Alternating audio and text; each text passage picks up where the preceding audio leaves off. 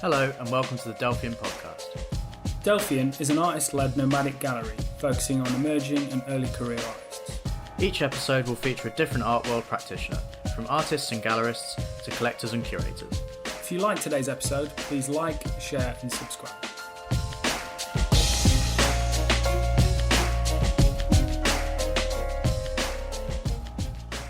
Hello and welcome to the next edition of the Delphian Podcast.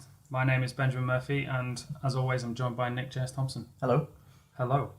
This week we're joined by Rachael McCully, an Australian artist whose perfectly ordered abstract works are created using a combination of bold and muted colours. The complete harmony of her works is calm and serene and promotes a quiet contemplation in the viewer. Hello. Hello. Hello. How are you doing? Good, thanks guys. Thanks for having me. So let's dive in. So firstly, why are you an artist? I guess probably the same reason that most artists are artists, that they feel the need to be. It's not, the most secure or lucrative profession, so I think Absolutely it's not. not something that people would just choose if they didn't feel the need to create. I wasn't always an artist. I found my way kind of back here after studying the arts after many years, and I felt that hole in my life for a very long time. So I guess now I'm an artist to fulfill that need. Okay, so do you, kind of going back to something you just said then, do you think to be an artist you naturally have to be slightly reckless and a little bit kind of no plan B, that kind of person? I don't Or at least to think pursue it so. as a career because of how unstable it is. And You have to be brave, I think, in a way, to do it. Look, it is probably smart having a plan B because, you're not assured of success. But, I think there's lots of different types of personalities in the game. yeah, what kind of personality are you? Well, I'm a bit of a combo. I can be really impulsive and reckless, but I also have an analytical side and a need for some kind of security, I think, in my life. So, and that's why I did that plan B stuff first. Yeah. What was your plan B? So with education, I guess, I started off doing contemporary arts, and then I started to panic towards the end of the degree thinking, oh shit, what am I going to do after this? What am I going to do to earn an income? And so I picked up some marketing units to help with a more steady job maybe after uni. I did some stuff for a while. I actually went back to uni and did a dip ed as well, so I could be a teacher. I did that for 1 year and discovered I have really little patience. But, it's there in case I want to use it in future. So how do you balance the gestural marks with the more ordered geometric shapes? Is it planned or is it more instinctual as you're going along? I used to, get out a new canvas and I'd find it really overwhelming. I think I just get frozen by too much choice. And so I started doing textile arts about 4 years ago. And for that, I think planning is quite integral because you can't backtrack. When you're doing weaving, you can't go back and change that colour. And so planning's super important. And so that was a bit of a game changer for me. And I started using my phone a lot to do digital sketches. And because I was so time poor at the time, because I was working part-time, had a couple of kids, I could do that anywhere. So on the train, on the way to work, sitting in front of the TV for 5 minutes. So planning was super important. I also use that as a tool during the process. So I plan it out quite detailed, and then so I start the work, and then probably midway through I might start to question some of the things I'm doing and go back and change it. And it is quite intuitive, I suppose. There's no there's no particular knowledge that I have that kind of says, oh, that would work here or there. It's a matter of feeling what's right. And I really love that problem solving process. I think, I get a lot of energy from that, and just seeing, making a mark and seeing what happens when you add another element. And it's this game back and forth until you get it right. And it's really satisfying when you do. Have you ever considered, or would you ever consider exhibiting one of those digital drawings? Yeah, I guess I would. Yeah. I haven't really thought about it before because because I think David Hockney exhibits. I saw that. Patches, Yeah. It quite nice, definitely, actually. I think, inspired me to just start using the phone more after seeing that one. Yeah, maybe in future. They are quite it's really small on my phone. I don't know how it'll come up, but Yes, vectorize them. They can go as big as you want. yeah, there you go. In time, so. maybe you'll see it. So your work is inspired by, according to something I read online, don't know by who, it's inspired by mundane everyday things. Mm-hmm. How do you create such interesting work from such banal subject matter? I think there's a lot of beauty in everyday things that just gets overlooked, because we see it every day and because it's functional perhaps, but I get inspired by, I don't know, everything around me. I've always been one to kind of stop and notice, on a walk around the neighbourhood, something beautiful that might just be sitting randomly in an alley somewhere, and, the way that the colours and the lines intersect and stuff. And also just lack of choice, when you're stuck at home with kids sometimes and you can't go to many places, you can't go out much. You're limited by that, and so you start to find more and more inspiration in what's around you. It could be a stack of cups or some of the kids' toys and how they're randomly arranged at the time. And textiles is becoming more of a inspiration. So just looking at people's clothes when they're walking past, and patchworks, of course, are becoming more and more important. The quilts that are so often overlooked, I think, because they're probably a traditional feminine craft hobby. So do you find art therapeutic then, as if everything's quite hectic around you? Definitely, yeah. And then your works are quite ordered. Yeah. Totally. That's me to a T. Yeah. So I started weaving really as a bit of an art therapy because I struggle with panic attacks, and so it helps to get out of my head and into my hands, and so I started doing that,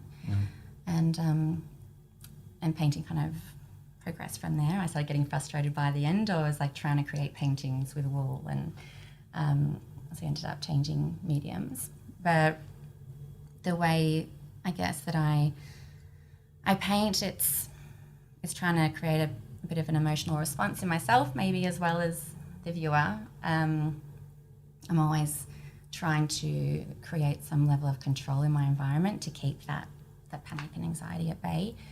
And, I do that by doing those kind of stripped back forms. And I think we're also bombarded every day with content and all our devices. I just can't bear to look at shit sometimes, and I just need to create some kind of stillness. So are you, in your work, are you trying to elicit an emotion in the viewer, or are you trying to record an emotion of your own? Or neither, or a combination of both? Maybe it's a combination. I don't know.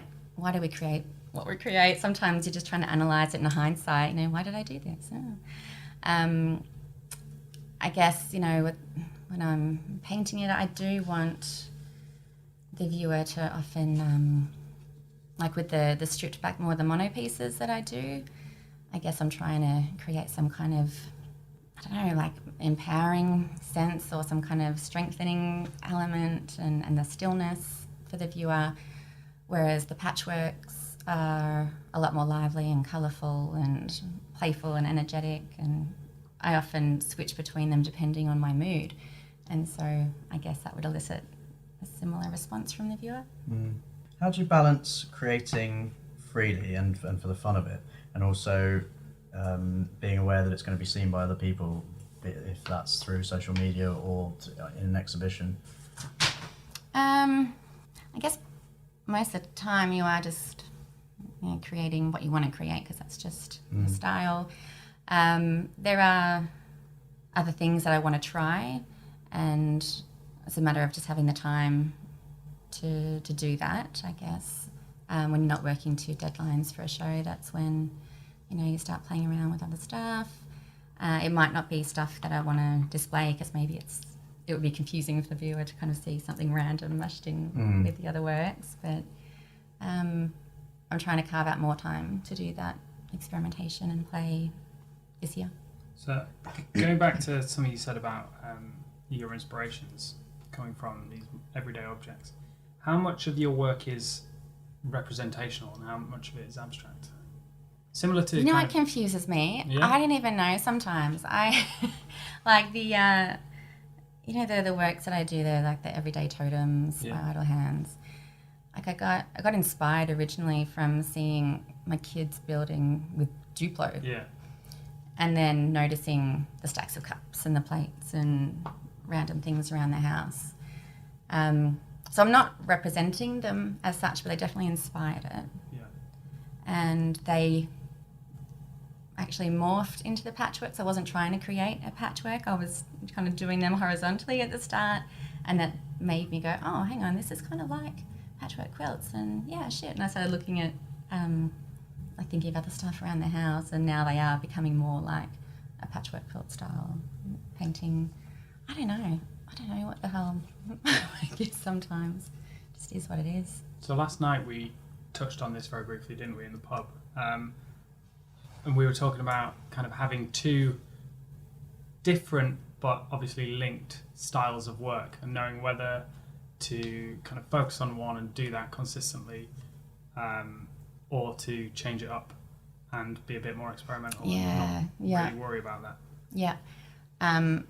Sometimes I wonder, should I be doing just one style and becoming known for that? Because I feel like maybe I should be. That seems that's to be a question thing, a lot of right? artists struggle with. Yeah. But I don't think I could do it. For one thing, I would just get bored as fuck. And then the viewers will probably maybe that bored as too. fuck. Yeah. I need variety. Like that's super important to me. And I just get bored really easy. And my moods are really changeable. So when I'm feeling a bit less energized and a bit more contemplative, then I usually work on the bigger shape works and more of the mono stuff. And when I'm up at 2 a.m. with too much Red Bull and listening to 80s pop, I'll start doing my patchworks a bit more. What are your intentions when you approach a canvas, when you first start? To have fun, I guess. I want to enjoy the process. Yeah. I need that. But I am often working, to a plan, so I want to execute on that plan. I often, if I'm working on a show, I have a lot of them sketched out in advance because I want them to all work together. What do you do when you're struggling for inspiration? How do you find it? I visit a gallery. That definitely helps. Like when I'm a bit, dry up, I would definitely go out and visit somewhere. I often don't really look online or Instagram for it.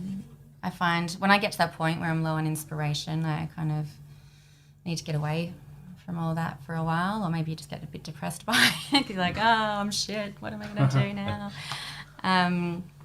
But I also don't force it. Like I trust that it'll come, and sometimes, I don't want to paint for a week, so I won't. And by the end of that week, I feel that need to, or something will come to me, and I have little breakthrough moments, and I'll think of 20 ideas in a day, and other times I think a week's passed. I've got nothing left. I'm done. That's it. Yeah, I think we all get that. Yeah. And it's impossible to force it when you're not feeling it as well. Totally. Some people can, like they're really dedicated and they'll just do it every day and they get to work. But I'm just not like that. It's just not me. There are parts of it. So there's a great quote, I think, by maybe Hemingway or someone. It's basically along the lines of amateurs look for inspiration, the rest of us just work. And I think shit.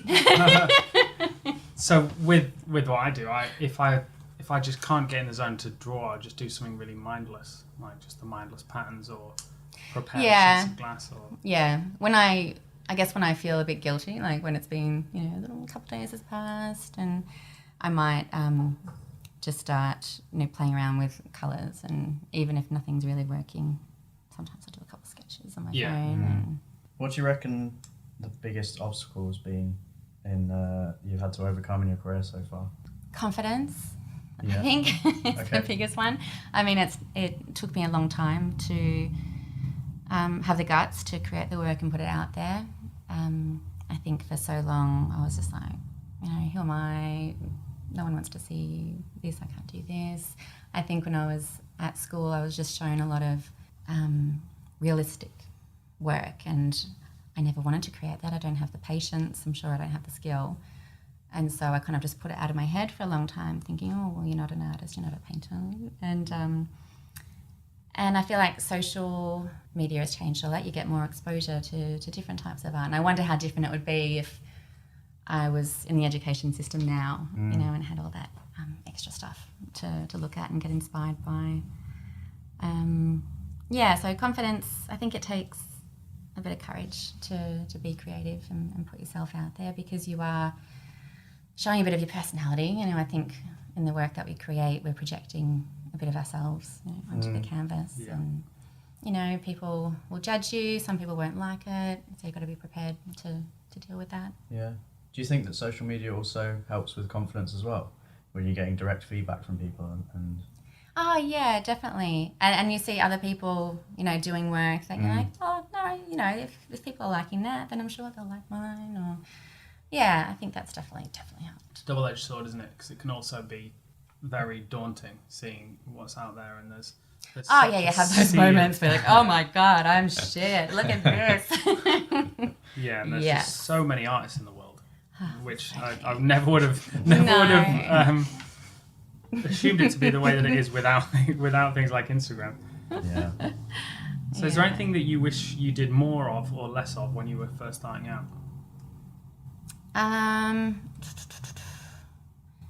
Like I sometimes wish that I could get loose, you know, and be more raw in the way that I approach the paintings.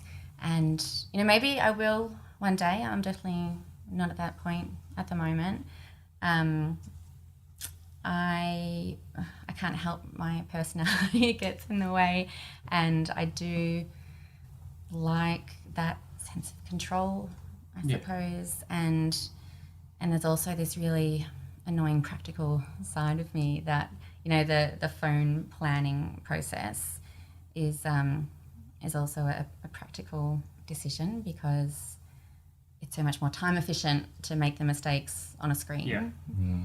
And it's also less expensive, because paint's really fucking expensive. And I still make the mistakes and, you know, need to paint over things. But, it cuts me a bit sometimes, thinking, oh, shit, I just wasted $30 of a tube of paint. I was going to see it. So why is art important? Jesus. Why is art important? It's a big question. I recently read a quote about it giving people hope, and I think maybe it's that 9th Street Women book that I'm in the middle of, and how they created the fund, you know, during the war times to keep the art going, because they see how important it is. It's always been around. I often think about, you know, when people are dancing, and I think, shit, we've been doing this for forever. And you think back to tribal times, and we've always had this in us, you know, this creative bone to our body. So it's part of being human. You know, we need to create. It's in us, and people need to be inspired and need to see beauty in the world where sometimes they can't see any. Yeah. Yeah, I think art gives that. Do you think that artists should have to explain their work, or do you think it's the public's role to work it out for themselves? I don't like to over-explain. I like people just to feel whatever they feel, you know, from viewing the work. I don't want to...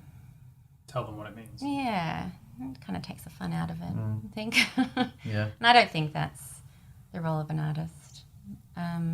If it might be important too, but I think if I'm ever asked to do an artist talk, I'll probably just say no, because I don't want to. I'm surprised you didn't say no to this then. Me too. I hate this stuff. I can't believe I Well, agreed to sorry it. in that case. No, it's all right. It's good to do the things that make you uncomfortable. I had this really horrible experience recently with, I know it's not public speaking, but, you know, it's just you guys, but the thought that, you know, everyone's listening. I had to talk in front of 200 people, and I fucking blanked out and had a panic attack with the microphone, and just had to smile my way through it and pretend it wasn't happening. And Sure, it went better than you thought. well, apparently it was quite endearing. People were telling me afterwards it was quite memorable, but it was horrifying, and I don't think I'll ever be able to do it again. Scarring. Yep. There was Patti Smith was doing a David Bowie song or a Bob Dylan song, and she had to stop the band halfway through. She was like, "I'm sorry," and then they started again, and everyone on the internet was going wild for like, that is the most amazing thing ever, because she was like so overcome with emotion that she had to like stop and get it right. And it's Patti Smith, who's like a megastar. I'm just Rachel, so it can go down as well, I think. What's your daily routine like? How do you sort of motivate yourself in between day-to-day things? So at the moment, we've got the kids at home, which is wonderful and challenging. Yeah. It doesn't give you much time to do the things that you want or need to do. But squeeze it in. So, we get up and do the breakfast thing and do the life admin stuff. I often, I paint often in the house because otherwise I would never paint. It's the only option. And so often monitoring the kids in between painting. I have to be careful of the mediums that I'm using. So, using oil within little hand reach is not often wise. And we often have a 3-year-old with oil paint hands and clothes, and it's a bit chaotic. A lot of the work happens at night, so after bedtime, put them down. They refuse to go to bed for like 2 hours and are playing up there while we're yelling at them and painting. And if I'm working to deadline, I might be up till 2 a.m, and it's really rough the next day because the kids are up at 6 a.m. Yeah, it can be hard. They're going to start school soon, so things are going to change. You're free. I know. So it should be really nice because be able to paint during the day more and get nights and weekends back, so you can have some quality family time. So I think that's suffering at the moment. Yeah. How's the move been to? So if people don't know, Rachel's just moved to south of France from Australia. So how's that been going? We absolutely love it. Feel like we live in the dream at the moment. It's this really picturesque village that we're in, and we thought we'd try countryside living, and it's working out really well. It's very green. There's a few more spiders than I would like, but they're friendly ones compared to Australia. More spiders than Australia. It's cool. Because that part of my personality that is impulsive decided to move to the south of France without speaking French. So that has its challenges. And I feel like a right dickhead a lot of the time. I have to go and do errands, and I kind of fake understand or speak French at the supermarket. Like I kind of think that they're asking me about a membership card, so I'm like, no. And the next one's going to be this question, so I'll say this. Yeah, I'm just acting. But it's awesome. We love it, and I think we're going to stay here for a few years and see how it goes. We're not big planners, so we don't have a long-term plan. It's just take it as it comes, and as long as we enjoy it, I think we'll stay. Yeah. Artistically, do you think it's inspiring, and do you think your work will change now that you're in a different location? I found that it did quite quickly, actually. In what way? I think because I had less pressures on me. So, last year at home I was still working, a part-time job, and so busy, just so time poor and stressed. And I think I had to create those like really kind of stripped back organic kind of forms because of my mental state at the time. And then moving here, be able to focus on art and family full time, just that less stress has a big impact. And so I started being able to get a bit busier on the canvas, I think. So they didn't need to have that calming effect. Yeah. I was able to do that more kind of high energy stuff and more colours and things going on. So that happened fairly quickly. I was surprised. So when Yeah, you're that feeling shift. calmer, your work looks less calm. That's quite interesting. Yeah. Yeah, that's weird, isn't it? All right, so I think we've pretty much covered every topic available there. So, so thank you for having us, and thank you for being involved in the podcast. Pleasure. Thanks, guys. Thank you. Goodbye.